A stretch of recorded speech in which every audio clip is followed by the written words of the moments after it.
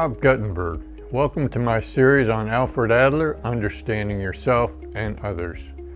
In the 1970s, Adlerian psychologist Dr. Oscar Christensen, professor at the University of Arizona, administered a questionnaire asking individuals to consider the following. It's late at night and you're at a stoplight, and the stoplight seems to be stuck on red for an unusually long period of time. In this case, would you go through the light even though it's continued to stay red? Some of the people responding to the questionnaire said they would not go through, and others said that they would. Of the people who said that they would not go through, they were asked why. The responses fell into three categories: fear of authority, concern for injury to self, or concern for causing harm to others.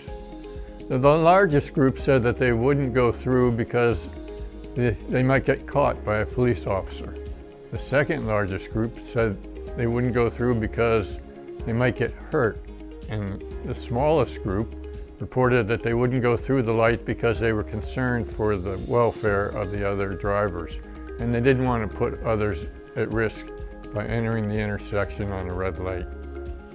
Adler's concept of social interest. Social interest means having interest in the interests of others. It does not simply mean to be interested in other people for one's own gain. Adler believed social interest is an innate potential that does not develop on its own and therefore must be stimulated to reach that potential.